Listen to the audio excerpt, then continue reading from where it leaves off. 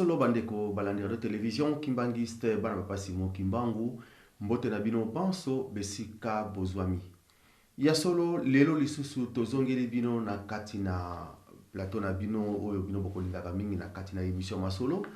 Toye poete tokwasu kosolola masolo oyo tobongisi na mokola lelo.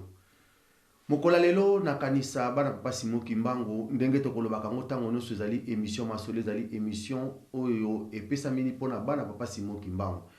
Na kolobaka ngo tango nyonso bana papa Simon Kimbangu ezali kaka te ke soki nani papa Simon Kimbangu alobaki mokili oyo le 4 points du monde ezali yaye. Donc ba oyo nyonso bazali kovanda na kati na mokili oyo bazali bana papa Simon Kimbangu. Et surtout libota oyo ponama po ete bango bako biso bazala batata na biso biso za bana na bango ndenge ponama ki na tango na kala na bana Israël lelo ezali biso ba kimbangis ya solo mokili ezali koyeba bango te kasi tokobelela yango po ete ezali obelende ndengwana na mokola lelo ezali ya bino ndeko papa Lambert Makwemi mopene équipe mobimba ya émission masolo kobanda na ngai mo papa Lambert Makwemi mo na sima papa Edi Zolandonga papa Paul Malonga papa Amalfi Ndongala, papa Patrick Mongo, papa Tony Diangenda, pe mama Fifi Ndongala, biso nyonso na kati na émission masolo, pe bandeko nyonso ya ratelki, to pesi bino mbote, pe merci na confiance oyo boko pesa ke pa na biso tango nyonso, po ete boko akolandaka émission na bino, émission masolo. Émission masolo ya lelo ezali émission moko na kanisa ezali moya ya pasi pe ezali ya mawa pambate ezali nde droit de réponse na oyo makambo nyonso toyokaki euti koleka mikolo ebele kasi biso tolobaki ke na kati na émission masolo tokotika yango te tokoki kotika te mutu batu bako kosakanela lingomba bapapa na biso pe famille et santu tokoki kolinga yango te yango wana lelo ngai ndeko na papa Lambert Makwemi mo na zongi lisusu po ete toko kosala émission oyo toko ko répondre toko ko loba to lakisa pe na mokili pe to lakisa na ndeko oyo alobaki mabe kati na lingomba na biso pe papa na biso na kanisa bandeko bana papa Simon Kimbangu esala bino pasite na yebi ke na kundoli likambo oyo eseleki mikolo ebele tozalaki kozela pamba te ngai na kozelaka na yokaki toyokaki tomonaki bandeko intervention bandeko kati na mokili mobima na likambo oyo pasteur ya église la convention la compassion oyo ezali église des réveils le pasteur Marcelo Tunasi oyo asakanelaki lingomba asakaneli papa na biso acholi papa na biso tomonaki ndenge makambo ya salakiza makambo ya pasi ya mabe na oyo ya sali étant que pasteur akoye ko sala ngote akote ya kabolingo akote ya kana katanda na nini na ye bolingo makambo ebele mais totala oyo ya salaki ezali pasi mingi yango wana biso bandeko na bino lelo oyo susu tozongi susu likambo oyo tobengisi nganga nzambe kati na lingomba po ete bato bakokansaka ke na kati na église kimbangiste bato bakozalaka kuna bazalaka bele bazoba mais lelo tokoyebisa bino ke bazoba bazali te na kati ba intellectuel koleka pe pasteur oyo auti kochola biso auti kofinga biso mais koleka pe ye kasi biso tozali pona kofinga te biso ya l'église moko non violente toko répondre ye na kimia pona kolakisa na mokili pe kolakisa ye église kimbangiste pe ba papa na biso bazali ba nani yango wana pona kobanda émission na biso na kosenga na biso liboso to bimisa nganga nzambe oyo to bengisi pamba te ekozala pe sengo mingi tokoyoka ba soki azali nani e na vie privée na ye tokolinga pe toyeba ngo soki azali akosalaka nini betide na ye pa asala ekozala pe sengo po te boyoka ke na kati na lingomba toza pe na bazoba te tona ba intellectuel bazali na kati na lingomba yango wana tokosenga na bana papa Simon Kimbangu tozala kimia po ete tolanda émission na biso tokobana mbala moko na mopaya oyo tozwi na mokola lelo papa révérend na kanisa bino bokomona ye tokei na sima kuna papa Edi et pas yozali papa Yedi Zolandonga olakisa biso papa révérend oyo toyambi na mokola lelo. Papa révérend mbote no papa révérend. Mbote mingi papa journaliste mbote na bino nyonso balandi na biso ya mokolo mwa lelo. Lelo biso na kati na émission masolo tozalaki kozela livre oyo ya papa Dialunga na ebima nde tosala émission oyo livre oyo salami na révérend Akele, donc tolingaki ke livre soke bimi nde sima to répondre pasteur Marcelo Tunasi. Papa révérend nakanisa to moni na pembe to yebi kota papa révérend Nganga Nzambe monene na kati na lingomba ya papa Simon Kimbangu to kolinga omi bimisa soki yozali nani e na kosepela mingi pe bato bazali kolanda biso bayeba na vie na yo ya privé soko ozali pe nani kozali sengo mingi papa révérend omi bimisa na avant to banda ko lobela makambo to yeli na mokola lelo. Papa révérend to pesi yo maloba. Merci mingi papa journaliste. Bongai na ba oba ebingai na kantina za mopa ya penzate. Je suis le révérend Joseph Matondo Mbiye, pasteur au sein de l'église kimbangiste. Et puis dans la vie privée, je suis enseignant. J'ai fait des études supérieures en lettres et sciences humaines jusqu'au niveau de doctorat. Et puis voilà tout. Le reste, bon, on essaie de travailler, on essaie de publier, on essaie de faire des recherches de manière indépendante. Et voilà pour l'essentiel. Merci papa révérend nakanisa bandeko bozali kolanda biso bomoni ke Nganga Nzambe oyo papa Lambert na uti ko bengisa azali un intellectuel boyoki ba classe ya sali boyoki bino moko ndenge ya mibimisi elingi koloba ke réalité ke na kati na l'église kimbangiste yake bazoba baza mayele bazali te ndenge bato bakokanisa yango nakanisa pasteur Marcelo Tunasi nakanisa ozali koyoka biso ndenge ni tozali koloba. Papa révérend avant tout banda émission na biso tolingi liboso totala tolakisa na mokili maye oyo Nganga Nzambe ya bengami ete pasteur akote ya kabolingo kasi tomoni nini oyo ye asali na kati na temple na bato ebele oyo ye akote yaka bango bolingo metomoni makambo nini oyo ye asali nasengi na biso nanu tolanda mayenini oyo pasteur Marcelo Tunasi alobaki acholaki afingaki asakaneli biso bakimbangiste malamu tolanda simande droit de réponse ekozala après tolanda. Alléluia. Tu vois, non, il est chrétien kimbangiste. D'ailleurs, les chrétiens kimbangistes n'existent pas. Les kimbangistes ne sont pas des chrétiens. Oh. Les kimbangistes ne sont pas des chrétiens, ce sont des idolâtres qui adorent des hommes comme eux. Alors non, j'ai épousé un chrétien kimbangiste. Alors lui, il va fêter la Noël. Et tu seras tout le temps en vert, blanc, en train de faire les défilés devant des vieillards qui tremblent, Père, Fils, Saint-Esprit. Un Saint-Esprit fatigué.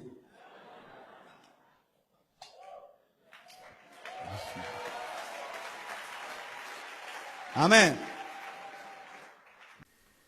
Nakanisa bandeko bana papa Simon Kimbangu towuti kolanda maye manso oyo pasteur Marcelo alobi kuna epai ye akosambelaka. Papa révérend nakanisa yo pe outi kolanda yango ba image wana tolingi toyeba yo okolobela biso nini na maye oyo yo moni na ndenge yo omoneli yango topesi yo maloba.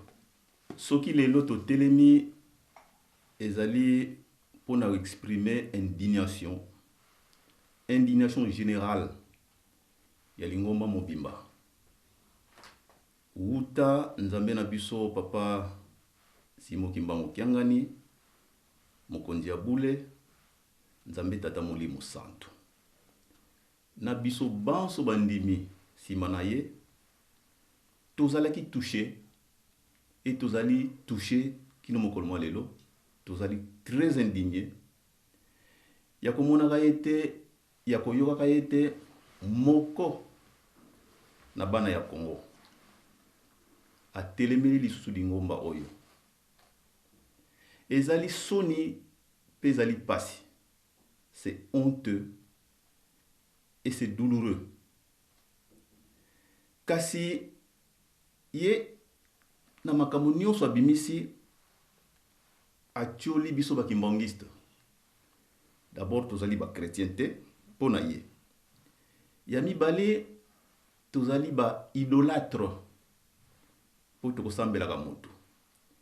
Ya misatu tozali bati moko tolataka vert blanc toke kosala obele ba défilé liboso ya mibange oyo bazali fatigué. Tolandi maloba ye azibimisi ezali mawa. Bandeko na tango epesameli biso tozala na droit de réponse, parce que droit de réponse ezali nini? Ezali droit oyo mutu nyonso aza nango apesa eyano na likambo oyo basali ye ya mabe bafundeli ye, aza na droit même devant la justice ezalaka bongo. Na yango batata ba maman depuis 1959 lingomba oyo ya nkolo isu na ntomane ya sikisiki papa Simon Kimbangu ebimaki libanda. Persécution et sila. Na tina moko te na kati na mokili biso bakimbangiste tokolinga lisusu mutu aya ko persécuter lingomba oyo a touché personnalité ya ba oyo to bengi banzambe. Tina na yango lokola ye abandelaki na biso ko qualifier biso tozali ba chrétien te to kolakisa ye comment les kimbangistes bazali, je ne dirais pas plus chrétiens que les autres, mais ba yebi koleka makambo ya nkolo isu. Pona nini na mokili oyo ya nse totie makolo mutu moko kaka asolola directement misu na misu na otobengi nkolo Yesu bobele papa Simon Kimbangu. Batata ba mama biso bana ya Congo tozali kobunga mingi pona kozanga boyebi. Mon peuple est détruit par manque de connaissances. Alobi azali nganga nzambe pasteur na lingomba babengi yango la compassion. Soki ayebaka tina ya mo compassion na banza liboso ya ba fidèle na ye akokaki kofinga te, akokaki kotiola ndeko ne mutu te, et surtout akokaki kotiola église sœur te. Lelo toloba nous sommes église sœur par rapport à ye, puisque tous allez humble. Parce que ceux qui tolinga qui to tombe la paix ma peka et loko nini tata pasteur oyo akoloba na biso. Kasi na humilité au papa Simon Kimbangu azali ko te ya biso.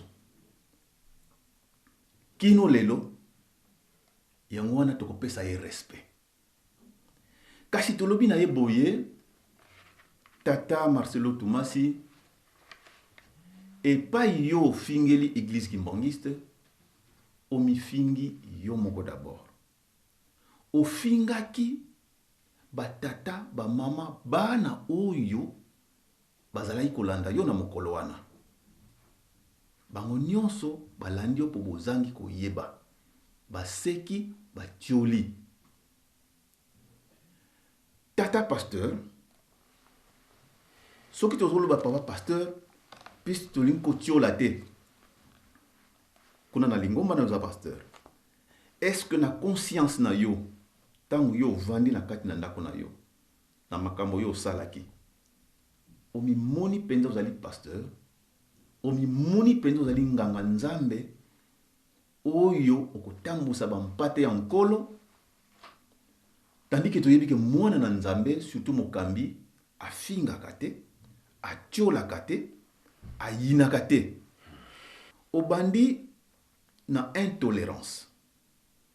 Yebaka intolérance et komemaka rejet. Rejet et komemaka la haine. la haine est comme ma violence. Violence est comme ma désolation, la destruction, finalement, et kenaliwa, la mort. Na tangoyo, des millions de kimbangistes disséminés à travers le monde. Je me pose bien la question, est-ce que les Ngomba Nayo, ils allaient représenter en Asie, en Amérique, en Europe, et même en Afrique? Bandimi boni ozana bango.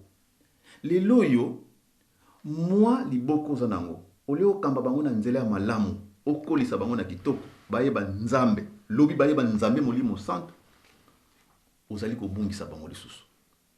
Na yango, biso, to telemi, poto mega koteya yo. Ponkolo yisu yo lobeli, oyo biso d'après yo to yebite. C'est un rédempteur. Rédemption elingo lwanini, ayaki pona ko bikisa mokili oyo makila na yantalo et sopana gine kulos poto bikisama. Mais le mot rédemption, elingo lwape nini, dans sens mosusu, c'est l'action de ramener quelqu'un au bien. Pour que ce quelqu'un-là puisse se racheter. C'est ça notre devoir aujourd'hui, par rapport à yo. Nous voulons faire œuvre de rédemption pour vous, pour votre bien. Pour nanini au sosola, au se racheter, que peut-être, ce qui moulimo qui touche l'atio, au sengela moulimbisi. Pesani pasi pour nayo. Pour na kote na makambo na yo, en détail, yebaka été, en faisant cela, vous allez rendre mauvais service na mboka. Vous allez rendre mauvais service na mboka.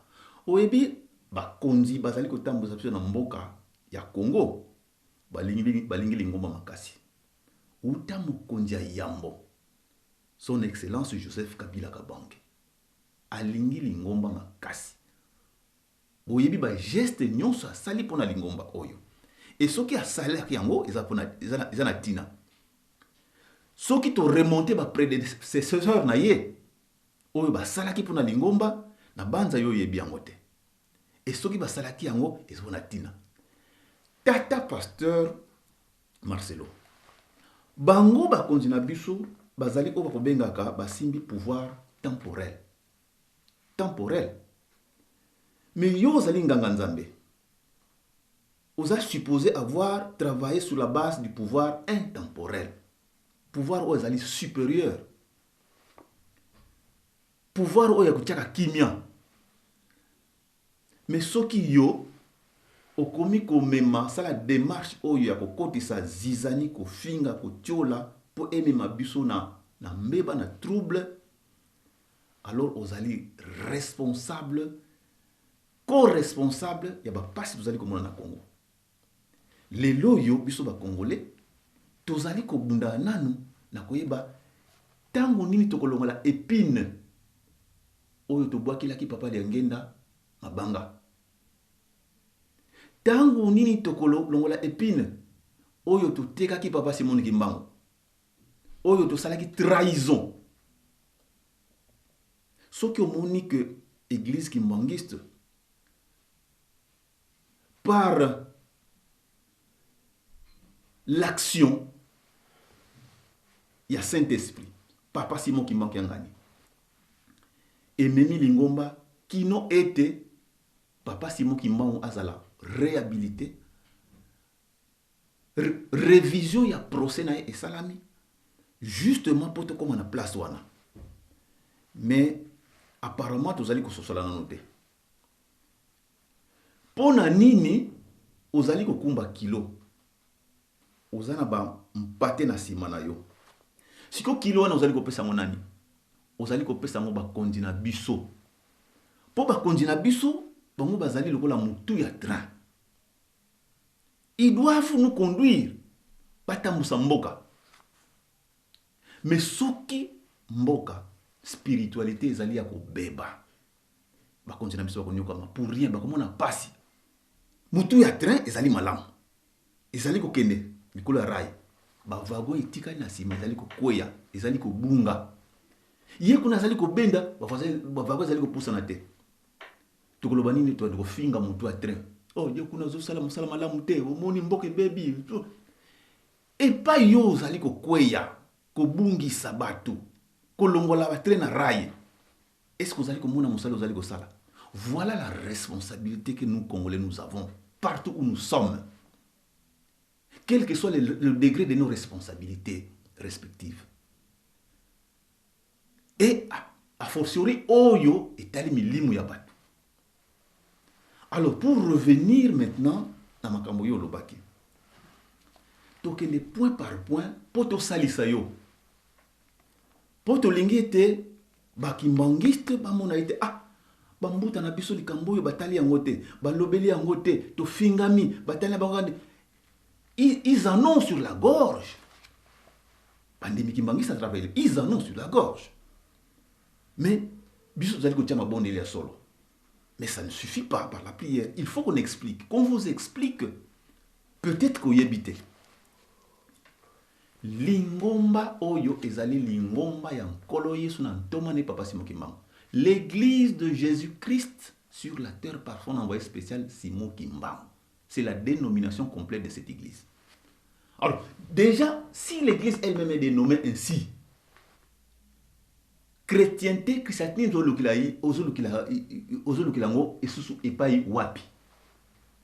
notre seul livre sacré, livre de référence, c'est la Bible. Oyo, papa Simon Kimbangu atikela ki bakoko na biso. Na tikele bino eloko mosusu na tikele bino Biblia. Il n'y a pas beaucoup de religieux à travers le monde. Batikela bakitani na bango Biblia. Batikela biso Biblia. Kuna nakati ya Biblia manso ya nkolo Yesu mazana kati. Papa tunasi. Nkolo Yesu ye moko na tindi yo zalinga nzambe tanga na Jean chapitre 14 banda na 15 tiko na 17. Okomona si vous m'aimez nkolo Yesu zoloba, si vous m'aimez, gardez mes commandements. Et moi je prierai le Père. Il vous enverra un autre consolateur. Il restera éternellement avec vous. À cause de la libella na katina bino na Jean. Et puis, kaka na Jean 16, 12, j'ai encore beaucoup de choses à vous dire, mais vous ne saurez pas les porter maintenant.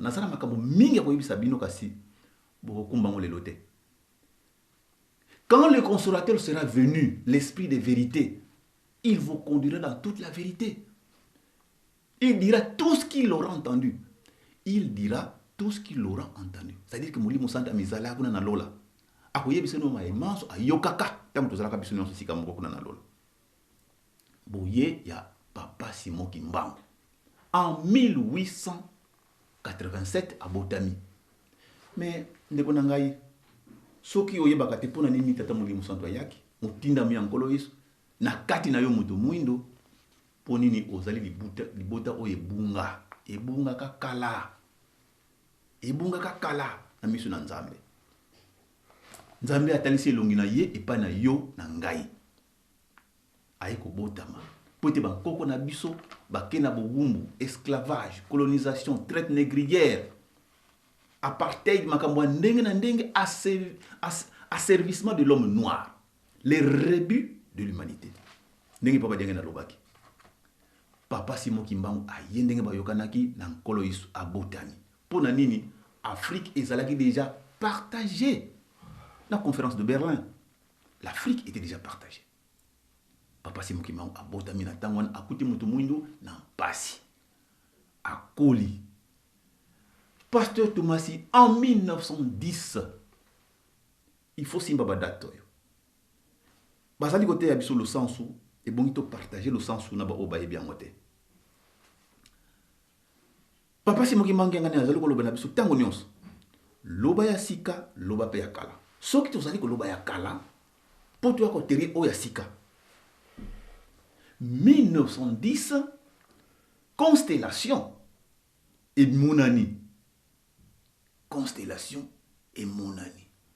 ndenge constellation emonanaki ntango nkolo Yesu abotamaki kuna na Bethlehem, constellation emonani. Or constellation soki emonani kati na mokili elingi koloba ete ngwe ya Nzambe ekiti na esika eteni ya mokili wana. Ba colonisateur bazalaki na kati ya Congo. Makambe emonanaki bango mpe balalaki pongi te, balandeli makambo yango na bavoyance na bango, na bikila na bango, na divination na bango. Baya komona solo kono awa ipa ya tovandi awa na Congo oyo likambo Nzambe ezali awa. Basalaki nyonso po likambo wana ebunga. Ndenge Herode abomisaki bana mike nyonso po nkolo Yesu azala lisusu te, bango epidémie babodisaki épidémie na kati ya mboka na biso. Pona nini bato bazala décimé dans l'espoir que mutu yango oyo abotami aena mulimo azala lisusu te. Bayebaki te ke Papa Simon Kimbangu aye ko contre biloko nyonso wana. Papa Simon Kimbangu en 1910. Et en 1910 wana alobi que ngai Simon Kimbangu na kobota mali lisusu une seconde fois na 1918. Alors, pourquoi en 1918 et pourquoi apesi date ya okobota ma suka avant que tokota na processus ya kubanda musala moye. Nkolo Yesu batunaki ye. Tangu yelu selemia kala ezala kiteba ezala détruite. Et puis azali ko annoncer avènement ya bozongi na ye. Po ibaki akokufa mais akozonga. Ba yekoli batuni ankolo. Makambo oyo zali koyebisa biso ekosalama na tangu nini? Tata pasteur tanga kuna na Matthieu. Tanga na Matthieu. Okomuna yango 24. Matthieu 24. Okomuna yango. Kolo salobi na bango alobaki na bango makambo mabele. Makambo yango ekoya lorsque vous verrez des guerres, des bruits de guerre, des tremblements de terre, des famines, bikolo na bikolo bakomi ko yina bakomi ko bunda. Famine na famine bakomi ko bunda. Makambo mpasi ekoti. Tango mwana na Nzambe akokitande yango yo. Papa Tomasi 1914 depuis que le monde est monde 1914 mwana ya yambo ya Papa Simon Kimbangu abotami. Pona nini? Po ye Papa Simon Kimbangu ayebaki déjà oyo ekoyela ye. Ke musala na ye kozala mokuse. Malamu atika nguya na la Sainte Trinité. Ya kitisi Nzambe bango misato. Na nzoto na yeba kitia banase. 1914 Papa Kisoloke Lukelo Charles Daniel abotami. Mwana ya yango Papa Simon Kimbangu. Eloko nini lekaki? Guerre oyo nkolo Yesu annonsaki epa bayekoli na ye tangu bokoyoka bitumbe ebandi ya minene koya ya mwana Nzambe tangu ekoki 1914 première guerre mondiale. Papa Tunasi 1916 c'est pour votre édification 1916 oyo tcholi tobengi nkolo Yesu Papa de Lungana kiangani Salomon olinga te ezali bongo abotami le 25 mai 1916. Maintenant landa oye koleka po eba ite mwana Nzambe sola botami na 1917 bitumbaye makasi. La guerre mondiale avait atteint son apogée, le paroxysme de la guerre mondiale. 1917, bitumbaye makasi. Et le dans les pays de l'Est, dont l'Union soviétique, même la Chine, il avait adopté le bolchevisme, c'est-à-dire la négation du christianisme. Le Christ, le bolchevisme. Pour nini babundisa nkolo Yesu. Heureusement, l'Europe occidentale, avec la civilisation judéo-chrétienne, batikali na christianisme. Mais bipai mususu balingi kutukoyoka komba nkolo yisute. Mais tala ndenge nzambe suka sala likambo na ye. Na 1917 kakawana, le 13 mai, à Fatima au Portugal, na Cova de Iria, 3 jeunes pastoraux. Bana mike, parce que nous beaucoup la Bible na bango. Il y a gente Francisco, na Lucie, bango misato. Ba bimili bango na Sainte Vierge Marie. La Madone noire. Toko yeba kangote. Bana avec une lumière fabuleuse, majestueuse. Bana balinga paniquer à calmer bango. Abaniko apparaître bango 7 fois durant chaque mois pesi bango rendez-vous boya canal chaque le 13 du mois. Tiba komi na mois d'octobre. Bana bango bisankango baye ko mona dernière apparition phénoménale. Bana wana batikela ki bango 3 secrets. Secrets sur la Seconde Guerre mondiale. Après, parce que cette période de guerre, ce n'était pas la dernière guerre. Il y aurait encore une autre guerre. Secret sur l'effondrement du bolchevisme.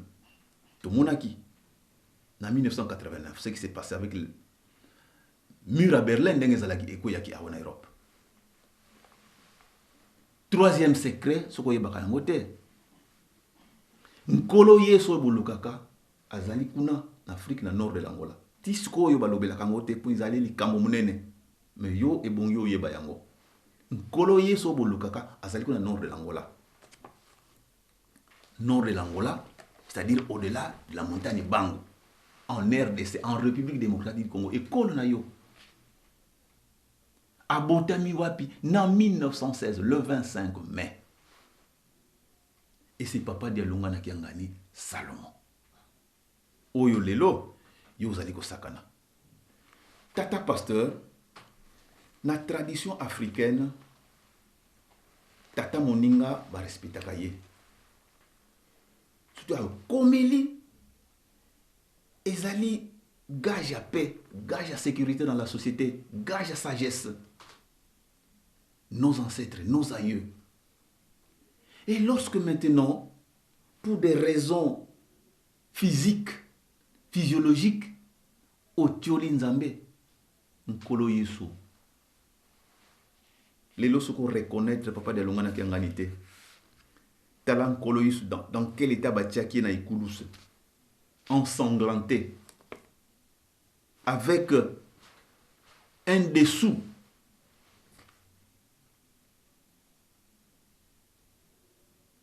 Yamawa.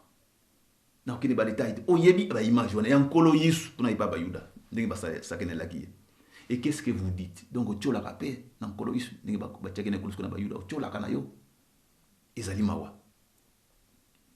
Biso c'est tout dans la famille, c'est une fierté que de voir ses aïeux. Okuta ki ba koko na yo ba komili ba koko. Même kutu ba barrière gamba kuti bango ezalaka esengo. Alors on se pose bien la question, est-ce que vraiment vous respectez votre propre père? Est-ce que vous respectez votre grand-père? En se moquant ainsi du grand-père des autres. Qui a plus forte raison, a fortiori, azali Nzambe. Nzambe oyayo. Ezali mawaponayo. Nous ne sommes pas des idolâtres. Les Kimbaks ne sont pas des idolâtres. Nous sommes désolés. Idolâtrie l'ingelo banini. Ezali batu oyo bakino sambelaka babikeko ba image. Et c'est ainsi, c'est décrit ainsi dans le dictionnaire. Idolâtre qui voue un culte aux idoles.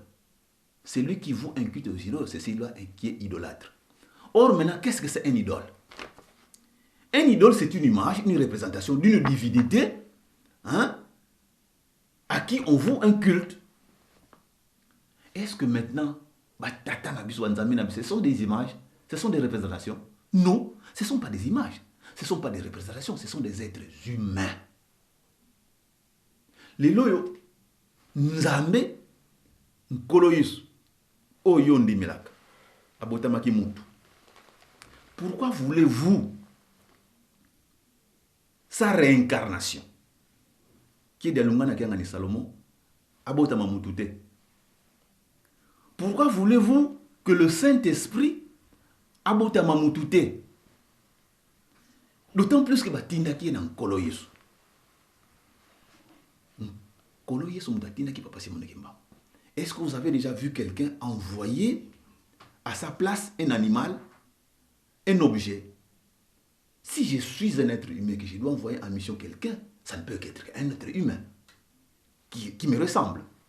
C'est la logique. Alors, tous allez que quand moi, vous allez que ce soit que Nkolo Yesu atindi mutu. Et mutu ango, alobi ango, amizale la kauta li bandeli. Yende nzambe. Et plus, le ko nazali molimo, ya mizale la avant Nkolo Yesu. Dans la Bible, au-dessus des eaux, il y avait l'esprit qui mouvait au-dessus des eaux avant que le monde ne fût. L'esprit de Dieu. Dieu lui-même. Tozali ba idolâtre. Nous aimons passionnément, fortement notre Dieu. Nous l'aimons tellement fort que ezali ko kamusa mukili.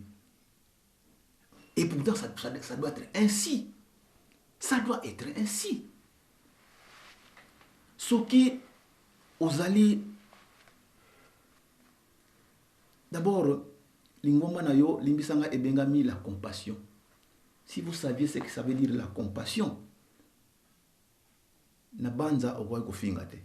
Olinga ko sa na compassion mawa.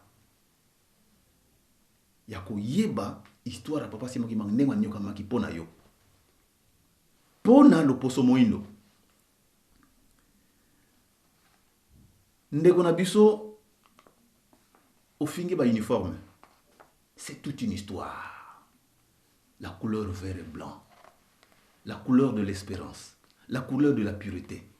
Je ne voudrais pas dire par là que tous les Kimbanguais sont purs. Mais néanmoins, c'est le chemin qui nous a été tracé. Il y a l'ataka vert et blanc. Ndenge papa Simon Kimbangu a l'accès qu'on n'a pas de Ngenda. Sur une vallée, le 4 août 1951. Tandis que moi si naïe papa de Ngenda, asili ko kufa. Moi si na asili ko kufa. Ba ko annoncer moi si aboti kasi maman a kufi. Papa de Ngenda va se déplacer jusqu'à l'hôpital. Et ça se passe à Kananga. Moi na botami, maman kufi. Papa Yangenda demande à voir sa femme qui était dans morgue. À Koti, à Lamoussi Moissinaï. Sous l'étonnement, avec des yeux effarés du personnel médical de l'époque, dans l'hôpital. Ala na butu tatane ko lakisaye bilengia kusala na bango. Lelo yo Olandi ndenge jeunesse yango o babengi union de la jeunesse kimbanguiste ba telemaki. Pona nini indignation et jubiso kimbanguiste eleki makasi. Ba telemaki pour être ba défendre Lingomba dans les limites de la loi. Bazali ko sala o bako ko sala. Mais biso en tant que banganga nzambe ton moni était non. Il faut tout ça là yo acte de rédemption d'engena utkoloba pour ososola peut-être que se racheter parce que nzela yo landi ezali ya mabe koleka. Obungisi milimu ya batu sans que oyeba. Et nous craignons qu'il y a yomoko déjà ebunga avant qu'il ne soit trop tard. Donc lingomba oyo ezali lingomba ya kosakana na yango te. En 1959, avant que les Ngomba ils soient reconnus par l'État colonial belge, ce sont des Kimbanguistes qui se sont emparés, ou plutôt qui ont saisi un document, la Déclaration universelle des droits de l'homme. Tant que na kati ya déclaration wana ba komona dans un article la liberté, qui avait une liberté accordée à tout citoyen de croire à son Dieu, la liberté de culte de religion. Ça figurait depuis 1948 dans la Déclaration universelle des droits de l'homme. Biso na Congo, misumolili babombela biso yango. Et ce sont les Kimbangistes qui s'étaient emparés de ces documents et baki ko manifesté na mokola le 4 janvier 1959 dans le stade de Rena Street. Maïma lekaki soko yebaka yango yeba yango. C'est grâce aux Kimbangistes qui prise de conscience et salamaki parmi le peuple congolais. Et les mouvements politiques d'alors, Abako, Union Tikali, allez, bazui la force, Ngoué Nzambe et l'attaque bango. Souffle de Dieu, il n'y a pas passé mon Kimbango, et l'attaque bango. Grâce à l'action de cette jeunesse Kimbangiste de l'époque. Ba marche salami. Ba to bakangamaki. Papa Dengena Lobaki, beaucoup de gens qui sont dans le côté. Pour Bisso, nous ne sommes pas dans vos actions matérielles, pillage, quoi que ce soit. Beaucoup de gens Bisso connaissent. Effectivement, on n'a pas trouvé qui manque dans les prisons de l'époque. Pour Nanini Bisso, nous sommes à la recherche de la paix et de la vérité, de la non-violence. C'est par là que le pouvoir colonial a moni que non, mouvement Oyo, ils allaient pacifique, que l'heure a sonné pour libérer le Congo. Et avant de libérer le Congo, il faut d'abord libérer cette église. Le 24 décembre 1959, l'église est suivie en Somi. Tata, Tomasi, ceux qui les lois en bon Somi, c'est grâce à l'église qui manque. Grâce à Moutou Oyo Zali Koseka. Pour l'ipanda Oyo Yokaka, Moutou a foutu là qui a mon bongo, mon solo naïe, ils allaient papa d'Yangenda. Na avocat. Ba pesi, ba honoraire avocat, maître Croquet, papa d'Yangenda Moutou a pesaki. Papa d'Yalungana, le gardien d'un Kamba, est celui qui signera les documents finaux pour l'Ingomba Oyezali Yaye Yankolo Isu. Les loyo, Oyezali Koseka, si vous saviez quelle est sa force spirituelle, quelle est sa divinité, quelle est sa place dans la divinité, Biloko Seka na yete, a sekusi batu, batu bawa, a telemisi bakoka, a lobisi bababa, ndenge tatane asalaki, makamu shinyonso asali yango. Aïe couvent de la biso na 1997 na Kinshasa pendant 11 mois pour nini bokonje kendeke bokonje zongaka nyonso na maboko na ye pour nini bokonje na biso sika e vanda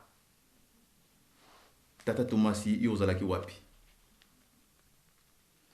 Nous sommes indignés tout ça na makambo mingi ya koteya yo ya koyebisa yo kasi na koyebiso boye. L'histoire de l'Afrique, c'est d'abord le récit de la vie des héros, bâtisseurs des empires, bâtisseurs des civilisations, bâtisseurs des royaumes. Alors, Papa Simon Kimbangu, c'est le plus grand bâtisseur de la civilisation kimbanguiste qui demain sera la civilisation mondiale. Ozana tango ya kosakana bana na yete, ozana sango ya kosakana lingomba ya yete, ozana tango ya kosakana mokonzi na biso ya lelote Papa Simon Kimbangu kiangani. Voilà pourquoi nous avons voulu vous répondre très simplement, très humblement, pour que vous compreniez que Nzela Yolandi ezali yangote ezokisi biso makasi. Pas mal de gens qui viennent de partout, de l'Amérique, d'Asie, d'Europe, basali ko déferler en Kamba Yelo Selemi. Kende otala, kende omona, makambo ezali kuna.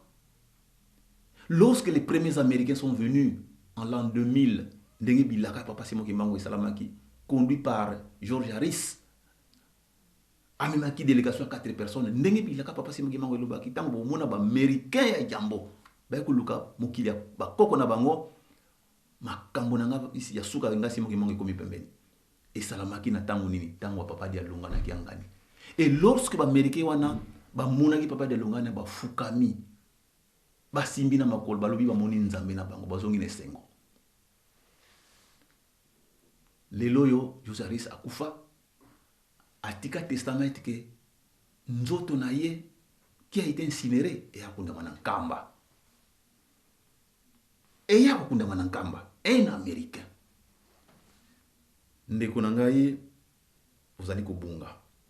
Biloko nyonso na obimisi wana oyo ba bundisaka ba mega ko bundisa biso sur le plan international ba sosola batika biso kimia. Qu'est-ce que je veux dire par là?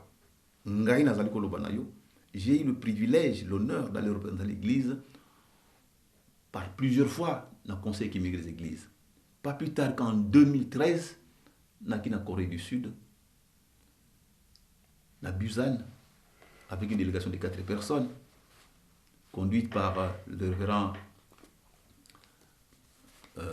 Zeindingambote.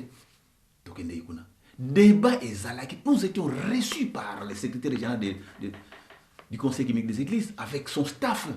Tout vendu autour d'une table, tout solo lit. Sur le 25 mai, sur Papa de Lungana, sur notre doctrine, encore en codification, ce n'est pas encore codifié définitivement, tout allait évoluer. Mais tu es bisa ki bango, tala ndenge bazana respect, ba finga ki bisote, ba tiola ki bisote, ba yoka ki biso, basali ko landela biso, basali ko yena nkamba. Et yo mwana Congo, omoni nzela musute ya ko finga.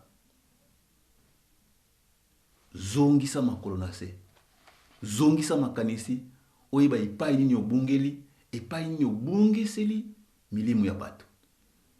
Makamo mingi ezali koyebisa yo mais tokomya mosika na banza avec lisalisi ya ndeko na nga journaliste papa Lambert Mapomimo soki mituna musu ya précieux ezali poto lendisa yo tokozo su tango ya kokoba ya kopesa su masolo eleki. Voilà moi likambo toza nango yango oyo yo ndeko na biso epai ozali oyoka na ba ndimina yo obalandi tous ces fidèles qui vous ont suivi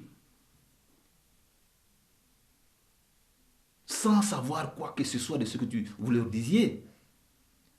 Alors vous leur avez tracé le chemin de la déperdition. Alors c'est très dangereux.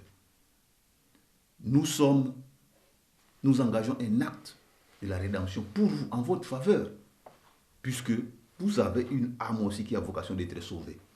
Et si peu que vous en avez la volonté. En tout cas, nous sommes vraiment en colère, nous sommes vraiment meurtris, mais sachez-le que les kimbanguistes ne laisseront plus jamais qui que ce soit venir le persécuter. Plus jamais et plus jamais. Natondio Botondi. Papa révérend, Tomonique et Tant, on a continuer l'émission, il y a Mikolezali Koya. Pour être tout mekakolandela yango et surtout na nenge Tomonique maître na niveau ya Kinshasa maître Montana, maître Bienvenu, maître Rémi, badali kolandela likambo yo tokosenga na bango. Vraiment cette fois-ci tolingi souté motu oyo akoki kosakana na batata na biso na lingomba po ete ba moneli mokili oyo surtout RDC les 3 Congo ba moneli yango pasi e mutu moko ya abima soki en plus un pasteur aya ko biloko ya boye vraiment c'est regrettable ezali pe mawa pe soni ya koyoka ba biloko boye. Papa révérend na kanisa na livre bimisi oyo et comment mi Dialungana Kiangani Salomon le Christ réincarné et son œuvre na kanisa na kopesa yo livre yo poete beaucoup pour remettre na pasteur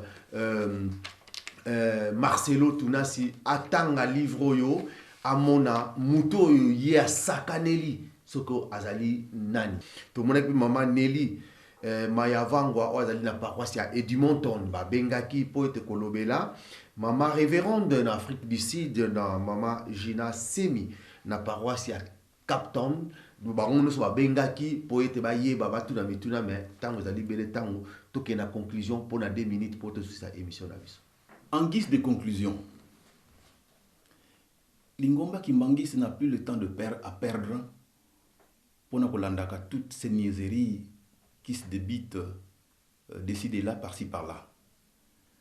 Nous sommes concentrés dans Moussala, Mokondiaboule, Nzamena Biso, Tatamoli, Moussanto, Papa Simon Kimbangani, azali kopesa biso. Alors tous ces actes de distraction nous intéressent peu.